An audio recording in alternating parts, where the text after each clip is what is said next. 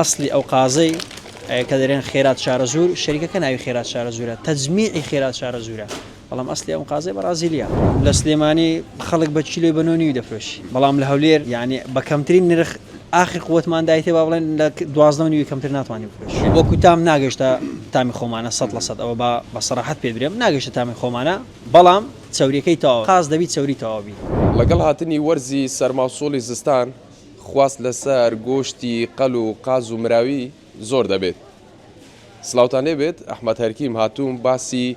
جۆرێکی قاستان بۆ بکەم کە لە ئێستادا لە بازارەکانی هەرێمی کوردستان دەفرۆشرێت و مامەڵەی پێوە دەکرێت گوایە قازی شارە زۆرە ئەم جۆرە قازەیە کە بەدەستی منەوەیە. اینجا بۆ ڕاستی دروستی بابەتەکە گفتوگۆ لەگەڵ کاک ئەحمەد خاوەنی ئەم سوپەرمارکێتە دەکەم. کاک ئەحمەد سلااو لێبێ ئەم کاتت باش سپاس بۆ ئەم دەرفەتەکە بێتە ئێرە. پێم بڵێ ئەم قازە بە ئەسڵ هیچوێ لەکوێوە دێتە هەرێمی کوردستان ئایا قازی شارە زۆرە یاخود بەم شێوەیە لە چیس نراینە و لەسەری نووسراوە شارە زۆر بەخێبێن سەر چاوم بەڵاستی وەکو ڕوونکردنەوەک لۆ هەموو خەڵکی خەڵک بۆی تێگەشتۆ کە شارە زۆر باڵێن قازی سلێمانیە و بالفعل ئەو قازە لە سلێمانی دێتن شارە زۆریش سەر بە سلێمانیە بەڵام ئەسلی ئەو قازەی بەخۆی بەسەراحەت بەرازیلیا بەڵام تەجمیع سلێمانیە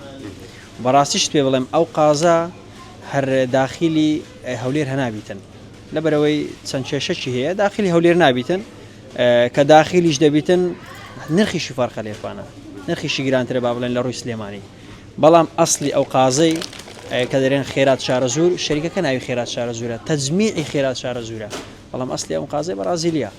نەک بەس قازەکە مراویەکەشی بەڕاستی ئەویش کە خەڵکەشی زۆر داوای دەکرد ئەوەشیان بەرازیلیا ئەویشیان بە هەمان شێوە بەرازیلیا بە هەمان شێوە ئەوەشیان بەرازیلیا و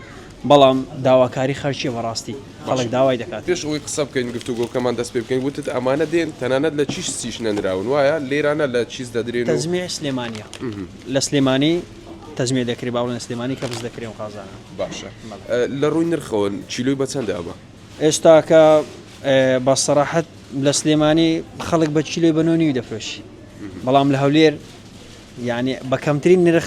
آخر قوتمان دایتێ با بڵێن لە 12 کەمتر ناتوانانی بفرۆشی کیلۆی 12500 کیلۆی 12500 لە 2 کیلۆ 900 تێدا هەتا 4 کیلۆ نویش تێدایە بە کیلۆیە ئەوە نیە بڵێ مەسەلەن لە ڕووی وەزنەوە یعنی قەبارە گەورەش تێدایە وەزنی بڵێ ئاتیدا لە 2 کیلۆ تقریبا 2 کیلۆ نیوی هەتا 4 کیلۆ نیوی تێدایە بڵێ ئەو بەفربارینەی ئەو ساڵیش تەسیری لەسەر خواست هەبووە لەسەر ئەم جۆری قاز و مراویەوەیە 100% خواسی لەسەر بووە 100% خواسی لەسەر هەر بووە ئەرێوەڵا ئەوە خەڵکەکی زۆر داوای دەکرد یەکەم جار لەلایەنەوە دەستی پێکرد خەڵکەکی زۆر بە سەراحەت داوای دەکرد و خواسی زۆری لەسەر بوو ئێستا لە بازار هەیە یان کەم بووە زۆر کەمە لە هەولێر زۆر کەمە بەڵام لە چەند ڕۆژانی داهاتوو بەردەست دەبیتن خەڵکیش گلەی لێ نییە وڵا قازەکە لە ڕووی تام و چاوری و با بڵێن وەزنی و چاوری تامی خۆی و بۆنی تەواوە هیچ مشکلێ نییە وڵا اینجا ئەوە دەمویستە پرسیارە بکەم تا چەند تامی ئەم قاز و مراویانە لە بەرهەمە خۆمالیەکان لە قاز و مراوی خۆمانە دەچێت وەکو تام ناگەشتە تامی خۆمانە 100% ئەوە بە سەراحەت پێ درێم ناگەشتە تامی خۆمانە بەڵام چاوریەکەی تەواوە قاز دەبیت چاوری تەواوی ئەم قازەش چاوریەکەی تەواوە دەتوانێت تام چێژێکی خۆی لێ وەگری بەڵام خەڵک خواستی لەسەر هەیە دەستت خۆش زۆر سپاس بۆ کاک ئەحمەد خاوەنی ئەم سوپەرمارکێتە بینەرانی پایتەخت میدیا ئەم قازەی کە دەیبینن لەم چیسانە نراوە وەکو دەیبینن لە دیمەنەکانیشدا وەکو میوانەکەشم باسی کرد ئەمە خۆی لە وڵاتی بەرازیلەوە دەهێنرێن لە هەرێمی کوردستان لە چیز دەکرێن و لێرە لەسەری نووسراوە قازی شارە زۆر خۆی لە ئەسلدا قازەکە هیچ شارە زۆر نییە لەوێ بڵین دەپێچرێتەوە بەم شێوەیە ئامادە دەکرێتن و بەسەر بازارەکان لە هەرێمی کوردستان دابش دەکرێت و نرخێکی گرانیشی هەیە من بۆ ئامادەکردنی ئەم راپۆرتە قسەم لەگەڵ چەند خاوەن سوپەرمارکێتێکی تریش کرد دەتوانم بڵێم هەر نەماوە لە بازار ئەمەنە خواستی لەسەر زۆرە تاکو تەلەماوە تاوکو ئەم دانایمان بەدەست کەوت و ئەم راپۆرتەی لەسەر ئامادە بکەین زۆر زەحمەتمان بینی ئەمە زانیاری بوو لەسەر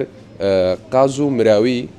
لە سوپەرمارکێتەکانی شاری هەولێر وەکو باسم کرد بەهۆی هاتنی ئەو شەپۆلی بەفر و بارانەی چەند ڕۆژی ڕابردوو ناوچەکانی هەرێمی کوردستانی گرتوتەوە و پلەکانی گەرما دابەزیون خواست لەسەر ئەم جۆرە بەرهەمانە زۆر بووە.